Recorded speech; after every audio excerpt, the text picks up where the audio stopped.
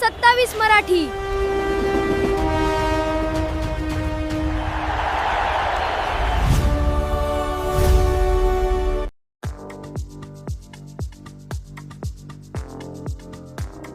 आपण पाहत आहात आरजे न्यूज 27 मराठी. आपल्या चॅनलला लाईक, शेअर, सबस्क्राईब करा.